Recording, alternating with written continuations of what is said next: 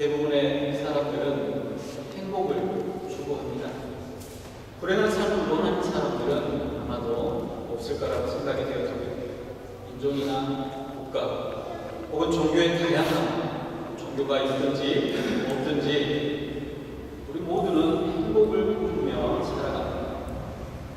문화와 문명이 발달하게 되는 원동력이 있다면 어쩌면 이러한 인류의 욕망이 가져온 것이 아닌가 생각이 되어집니다. 아벨의 사망 이후에 가인은 나름대로 행복한 가정을 이루고 살았던 것으로 보입니다. 오늘 본문 이후의 말씀을 보면 아벨은 자식도 없이 형에 의해서 불행한 죽임을 당했지만 살인범이었던 가인은 오랫동안 살면서 나름대로 만족스러운 인생을 살았습니다. 가인은 사랑하는 여인을 만나 가정을 이루고 자식도 낳았습니다. 그리고 성을 쌓고 태어난 아들의 이름을 기념하기도 했습니다. 대대로 자손을 낳고 장수했습니다. 가인의 자손들 가운데는 목축을 하는 자들도 있었고 또 수금과 금소를 돕는 자들도 있었습니다. 자신들을 위해 다양한 악기를 만들며 향락을 즐겼습니다. 가인의 자손들은 음악적인 재능뿐만 아니라 여러 가지 기구를 만들고 사용할 줄도 알았습니다. 그의 자손 가운데 라멕이라는 사람은 2명의 아내를 두며 인생을 즐겼습니다. 하나님의 법칙과는 반대되어지고 가정이 무너지고 무시되고 파괴되어지는 현장입니다. 문명이 폭발적으로 발달했고 이를 기반으로 세력을 확장했던 라멕은 자신의 폭력성을 이렇게 단적으로 보여줍니다. 라멕은 하나님께서 금하셨던 살인을 노래하며 스스로 생명의 주인이라고 말합니다. 가인을 죽인 사람에게는 하나님께서 벌을 7배가 되도록 하신다고 했는데 자신을 위협하거나 자신에게 상해를 입히는 사람에게는 70배로 대갚아주겠다라고 소리를 쳤습니다. 가인의 획기적인 후손인 라멕의 노래처럼 인류는 오만함에 쌓여 있습니다. 자신들의 행복을 위해서는 모든 노력을 아끼지 않았습니다. 어쩌면 가인의 후손들에게는 하나님이 필요하지 않았던 것 같습니다. 아담에게 주셨던 하나님의 약속인 메시아 또한 의미가 없었고 필요치 않았습니다. 가인의 후손들은 자신들에게 주어진 삶 가운데 누리게 되는 행복은 하나님으로부터 온 것이 아니라고 생각합니다. 어쩌면 하나님으로부터 온 행복에 대해서는 생각지 않았던 것 같습니다. 가인의 후손들은 다양한 직업을 가지고 살았으며 다양한 악기와 기구들을 만들며 인생을 즐겼습니다. 그러나 그들은 하나님 여호와를 경배하겠다라는 기록이 없습니다. 가인의 후손들은 하나님께 속한 자들이 아니었기 때문입니다. 근본적으로 그들은 하나님께 속하지 않았기 때문에 하나님을 섬길 수 없는 존재였습니다.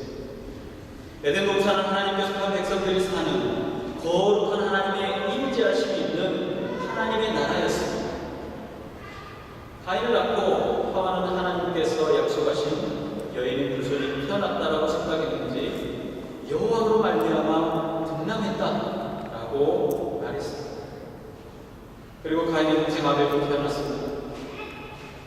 아담과 하와는 가인과 아벨에게 자신들에게 그동안 있었던 이야기들을 아주 자세히 이야기해 줬을 것입니다.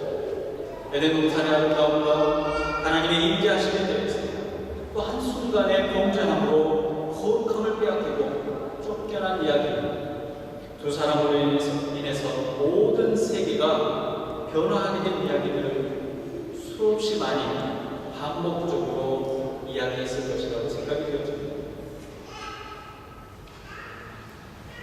그럼 가인과 아벨은 하나님의 나라인 에덴 동산에 살았던 자신들의 부모와 다르게 노동을 해야만 먹고 살 수 있었죠. 가인은 땅을 경작해서 수확하는 농부가 되었고 아벨은 가축을 기르는 목동이 되었습니다. 목축을 했습니다. 어느 날 하나님께서 가인과 아벨에게 제사를 요구하십니다. 가인은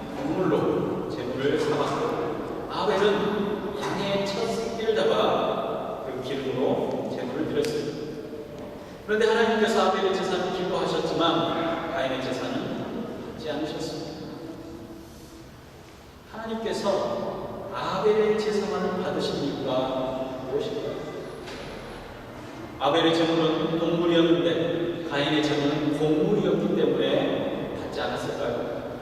아니면 아벨이 가인보다 더 정성껏, 더 비싼 것으로, 더 좋은 것으로 하나님께 제사를 드렸기 때문에 하나님께서 아벨의 제사만 받으신 것인가요? 이 부분에 대해서 성경은 이렇게 해석을 합니다. 히브리서 11장 4절에 보면 이렇습니다. 믿음으로 아벨은 가인보다 더 나은 제사를 하나님께 드림으로 의로운 자라 하시는 증거를 얻었으니 하나님이 그 예물에 대하여 증언하시니라. 그가 죽었으나 그 믿음으로써 지금도 많으니라. 아벨이 드린 제사는 믿음의 제사였다는 것입니다. 아벨의 믿음은 하나님께서 구원하시는 구속에 대한 믿음이었습니다. 반면에 가인의 제사에 대한 해석은 또 이렇습니다. 요한의 이야기입니다. 가인같이 하지 말라. 그는 악한 자에게 속하여 그 아우를 죽였으니 어떤 이유로 죽였느냐? 자기 행위는 악하고 그의 아우의 행위는 의로움이라. 가인은 아벨과 같이 구속하시는 하나님의 구원에 대한 믿음이 있었던 사람이 아니었을 뿐만 아니라 그의 본질이 악한 자에게 속하였다라고 사도 요한은 증언합니다. 하나님께서 가인의 제사를 받지 않으신 것은 그가 하나님의 자녀가 아니었기 때문이었습니다.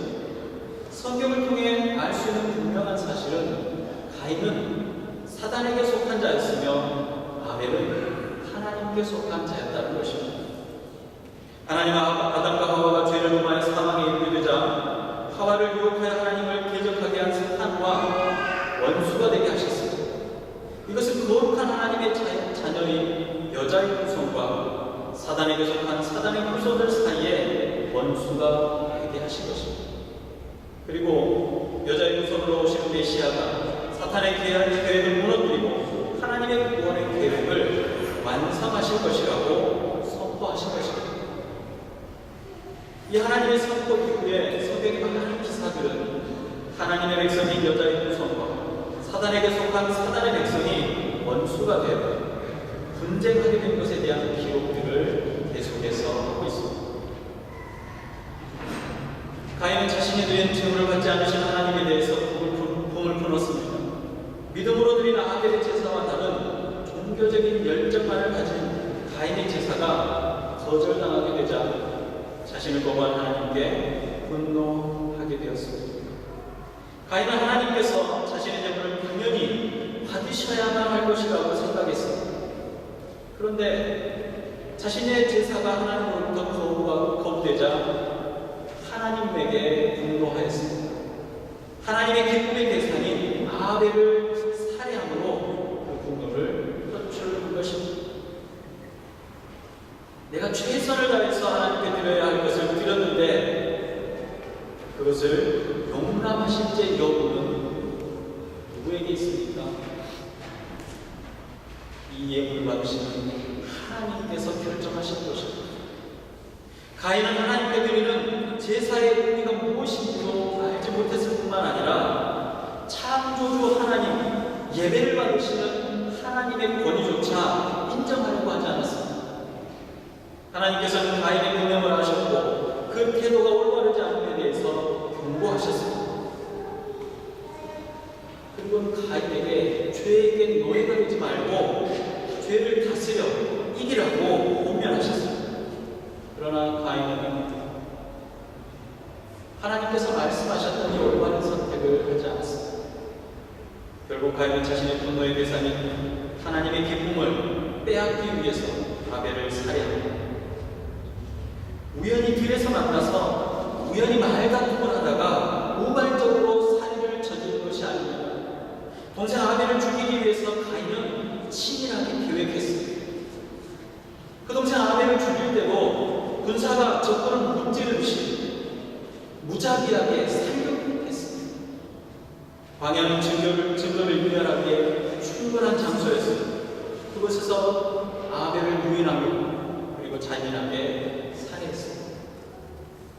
가인의 살인은 단순한 살인이 아닙니다. 단순한 살인 사건으로 볼 수 없는 사건입니다. 하나님의 구속 사역을 사탄의 치밀한 계획입니다. 에덴 동산에 살던 아담과 하와를 유혹해서 하나님의 거룩하심을 훼손하려고 했던 사탄이 이제 가인을 통해서 여인의 후손이라고 생각되어진 아벨을 살해한 것입니다. 하나님께서는 죄로 죽게 된 당신의 백성을 구원하시기 위해서 여인의 후손을 보내시겠다라고 약속하셨습니다. 이 말씀은 하나님께서 당신의 백성인 아담과 하와뿐만 아니라 그 자리에 있었던 사단에게 직접적으로 선포하셨던 약속의 말씀이었습니다. 그렇기 때문에 사탄은 그 여자의 후손이 세상에 오는 것을 적극적으로 막으려고 했던 것입니다.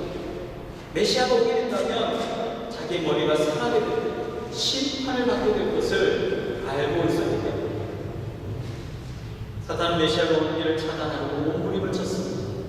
하나님의 구원 사역에 적극적으로 파괴하기 위한 것이 바로 가인을 통해서 아벨을 살인하는 것이었습니다. 사단은 가인의 살인 이후에도 하나님의 계획을 파괴하기 위해서 자기에게 속한 인간들을 이용해왔습니다. 하나님의 사역을 지속적으로 파괴해왔습니다. 사단의 방해는 메시아가 이 땅에 오시기까지 계속되어졌습니다.